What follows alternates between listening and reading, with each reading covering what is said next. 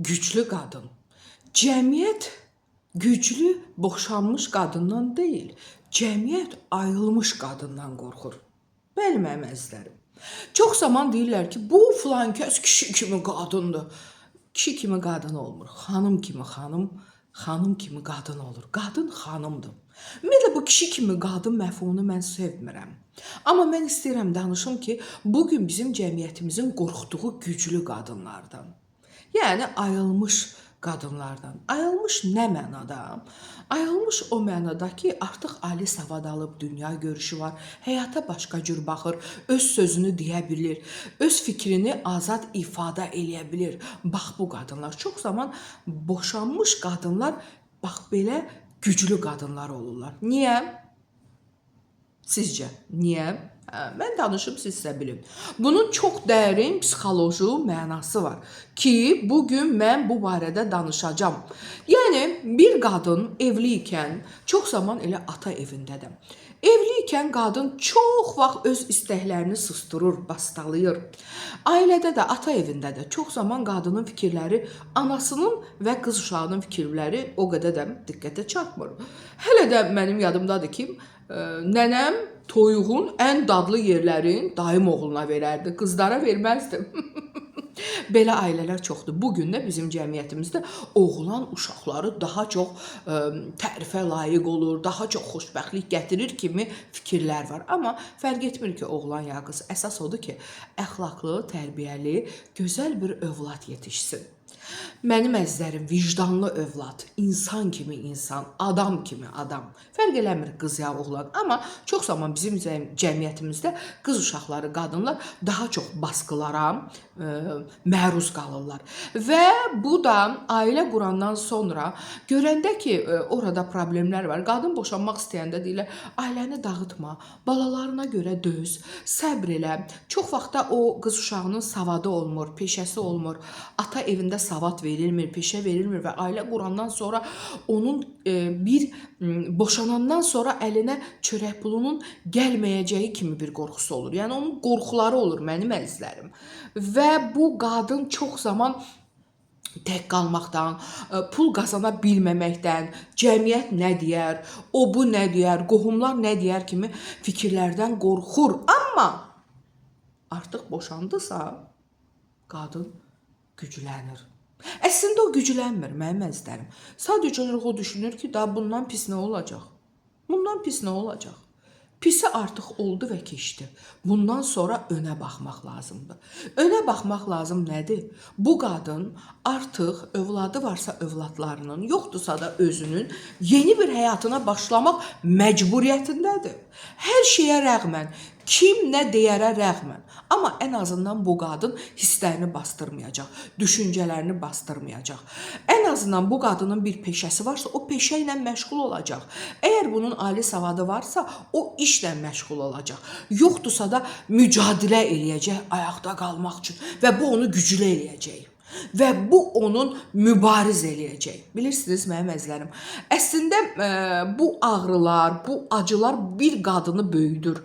Ağrı və acı insanı böyüdür, amma qadını əsasən də böyüdür. Çünki qadın artıq ayrılandan sonra susmur, dözmür və istismar olunmur. Və bu qadınlardan cəmiyyət qorxur. Susmayan, dözməyən, istismar olunmağa imkan verməyən qadınlardan cəmiyyət qorxur. Ona müxtəlif adlar yapışdırır. Abırsız, əxlaqsız və s. və ilaxır kimi adlar yapışdırır. Amma gəlin görək, bir qadının ağrısı, acısı nə qədərdir? Heç bu barədə düşündünüzmü? Mən ötən verilişimizdə də dedim ki, daha çox müasir dövrümüzdə, baxmayaraq ki, Azərbaycan ötən əsrin əvvəllərində Azərbaycan qadınları İtaliyada gedib oxuyublar, heç o zaman Avropada belə bir şey yox idi, məktəb direktorları olub. Amma get-gedə sanki qadınlar bir balaca çərçivəyə salınır.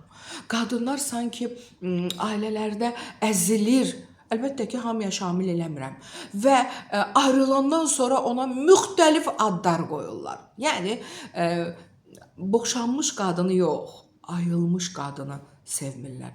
Haqq söz deyən qadını sevmirlər. Fikirlərini bildirən qadını sevmirlər. Yəni bir qadın çönüb öz fikrimlə sən mənim üzümə ağ olursan. Bu ağ olmaq deyil, bir dinlə gör nə deyir. Bəlkə düz deyir. Əlbəttə ki, böyüklərə hörmət öz yerində, valideynlərə hörmət öz yerində.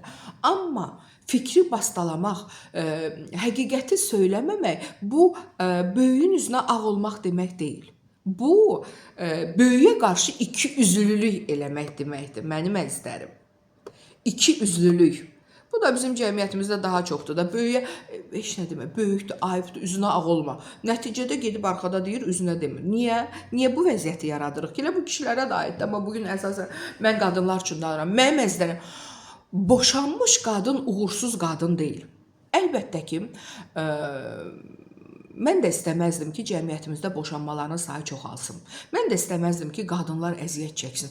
Amma çox zaman axmaq bir ərlə, yararsız bir ərlə, övladlarına, ailəsinə, həyat yoldaşına yararsız olan, onların qaydına qalmayan, onların qayğısına qalmayan, onları incidən, şiddət göstərən, şərəfsiz bir ərlə bir yerdə yaşamaqdansa, onunla bir yerdə yaşayıb övladlara və özünə travmalar yaşatmaqdansa, özünü və övladlarını yaralamaqdansa ayrılmaq daha məqsədə uyğundur. Çünki ayrılıq uğursuzluq deyil, ayrılıq yeni başlanğıçdır.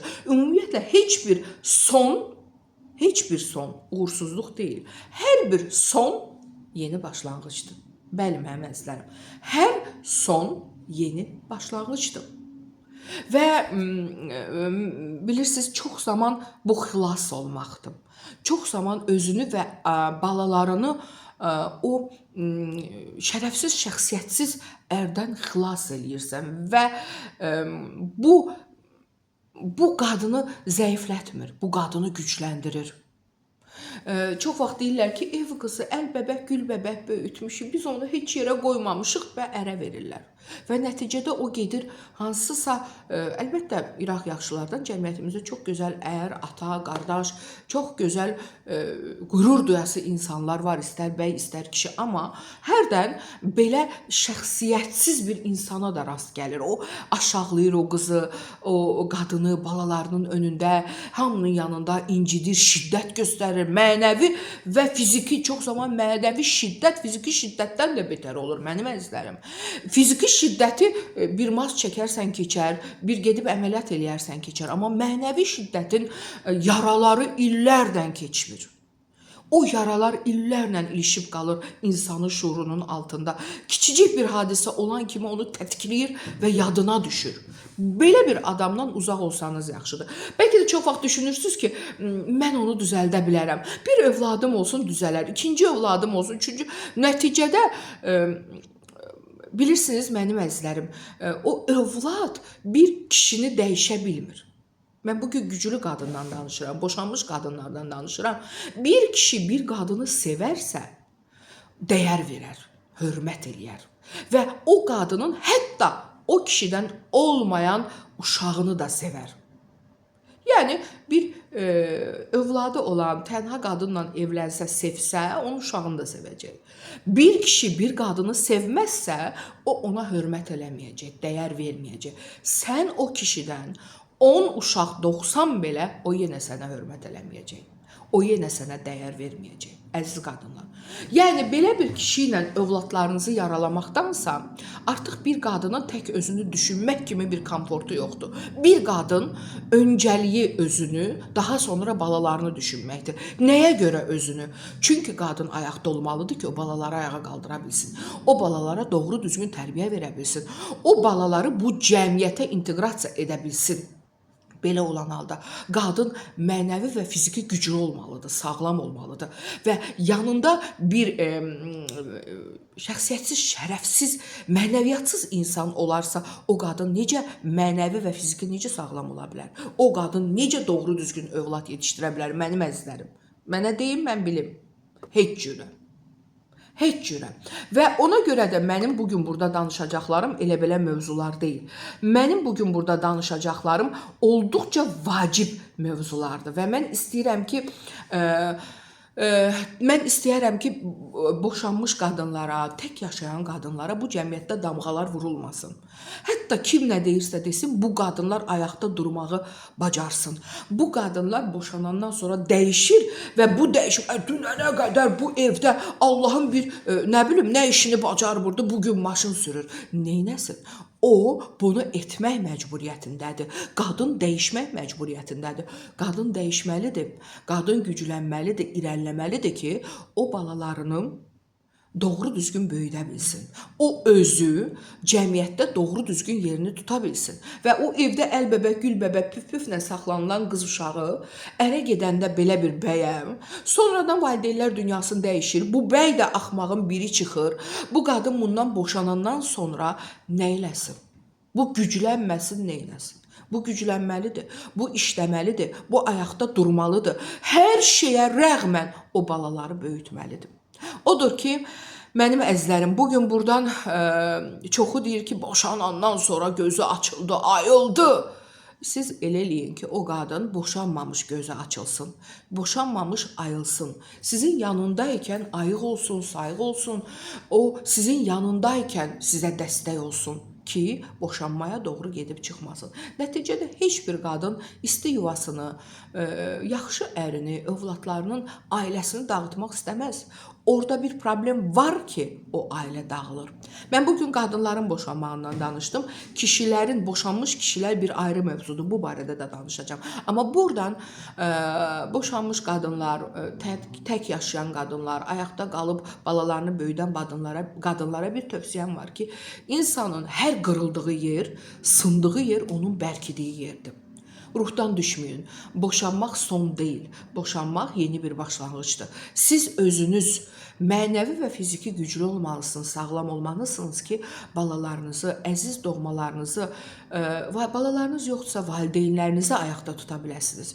Çünki tək siz deyilsiniz. Sizi sevənləri də düşünməlisiniz. Amma öncə özünüzü düşünməlisiniz ki, sizi sevənləri də fikirlərini, duyğularını, hisslərini möhkəmlədə biləsiniz və sizinlə xoşbəxt yaşaya bilsinlər. Odur ki, əziz qadınlar, bu həyatda önəmli olan sizin huzurunuzdur. Mən arzulardım ki, tək ailənizdə huzur və xoşbəxtlik olsun. Amma əgər bu alınmırsa, bu heç də son deyil. Yenidən həyata başlamaq vaxtıdır. Bugünə bu qədər. Növbəti dəfə maraqlı bir mövzu ilə qarşınızda olacağım.